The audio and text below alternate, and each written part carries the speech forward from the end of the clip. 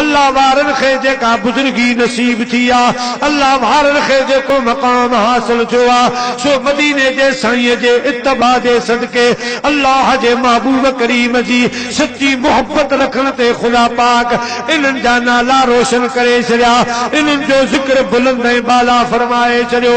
हत्ता के अल्लाह ताला जी रात बाबरकात पंहिंजे महबूब करीम जी इत्तबा जो उहो मकाम बयान फरमायो आ जो मदीने जा साईं था फरमाइनि, मन अहया सुन्नती इंद फसाद उम्मती फलहू अजरो मिअत शहीद। मदीने जा साईं फरमाइनि था, ऐ दुनिया वारो मुंहिंजी इत्तबा जो एॾो रब वटि मक़ाम आ, एॾो शान आ जो सिर्फ़ तव्हां मुंहिंजी हिकिड़ी नंढड़ी सुन्नत ते अमल करे ॾेखारींदो, अल्लाह पाक क़यामत वारे ॾिहाड़े अव्हां खे 100 शहीदनि जो सवाब अता फरमाईंदो।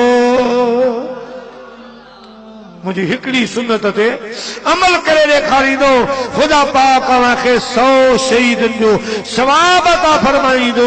सिर्फ़ मस्जिद में वञण, अल्लाह जा महबूब करीम मस्जिद शरीफ में दाखिल थींदा हा त अॻ में सिधो पैर मुबारक दाखिल फरमाईंदा हा, पोइ उबतो पैर मुबारक दाखिल फरमाईंदा हा, वरी जॾहिं मस्जिद शरीफ खां ॿाहिरि तशरीफ़ फरमा थींदा हा, ॿाहिरि अचण जे लाइ अॻ में मुंहिंजा प्यारा उबतो पैर ॿाहिरि कढंदा हा, पोइ सुबतो पैर मुबारक ॿाहिरि कढंदा हा। जेकॾहिं को बि मदीने जे साईं जो ग़ुलाम अॼु ईअं मस्जिद में दाखिल थी ॾेखारे, वरी मस्जिद खां ॿाहिरि ईअं निकिरी ॾेखारे त क़यामत वारे ॾिहाड़े खुदा अहिड़े मुस्लमान खे 100 शहीदनि जो अजर सवाब अता फरमाईंदो।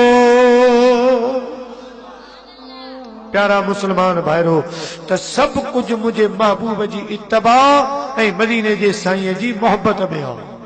अल्लाह वारनि खे जो कुझु बि मिलियो महबूब जे दर तां मिलियो, ऐं हूअ बि अल्लाह जा महबूब फरमाइनि था, वल्लाहु मुअती व अना कासिमो, मुंहिंजो रब विरहाईंदड़ा, मुंहिंजो रब ॾींदड़ा, मुंहिंजो रब जो कुझु बि ॾिनो मां महबूब खे अता फरमायो, ऐं जो कुझु बि अव्हां में विरायो वियो आहे इहो सभु विरासतो मां मदीने वारे साईं जो आहे। अव्हां खे जो कुझु बि मिलियो आहे मुंहिंजे दर तां मिलियो आहे। ऐं दुनिया वारो रब ॾींदड़ आहे, पर मूंखे अव्हां खे जो कुझु बि मिलियो मिलंदो मां मुस्तफा जे दर तां मिलंदो।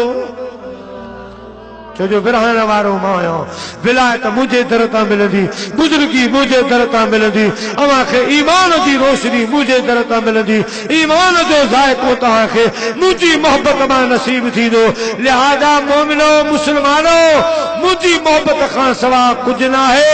मुंहिंजो अदब कयो, मुंहिंजी ताज़ीम कयो, मूंसां मोहब्बत कयो, मुंहिंजो ज़िक्र कयो, मूं ते घणे खां घणी सलात पढ़ो, पोइ उन सां गॾु तव्हां निमाज़ जी पाबंदी कयो, खुदा जो ज़िक्र भी कयो, पर इन्हनि सभिनी अमलनि में मां महबूब जी मोहब्बत जो हुअण ज़रूरी आहे। ला युमिनु अहदुकुम हत्ता अकून अहब्ब इलैहि मिन वालिदिही व वलदिही वन्नास अजमईन। ऐ मुसलमानो मोमिनो, ॿिन्ही जहाननि ऐं उन मंझि जो कुझु बि आहे इन खां वाधारे जेसिताईं मूंसां मोहबत न कंदो तेसिताईं कुझु बि तव्हांखे नसीब न थींदो। जेकॾहिं तव्हां चाहियो था त ॿिन्ही जहाननि में असांजो नालो रोशन थी वञे, ॿिन्ही जहाननि में असांजो बेड़ो पार थी वञे, त मुंहिंजी इत्तबा कयो, मुंहिंजी सुन्नतुनि खे ज़िंदा कयो, मुंहिंजे तरीक़े ते हली ॾेखारियो ऐं मूंसां मोहबत करे ॾेखारियो। पोइ ॾिसो त रब अव्हां खे पंहिंजो बणाए थो या न, पोइ ॾिसो त रब अव्हां जो दुनिया में नालो रोशन करे थो या न।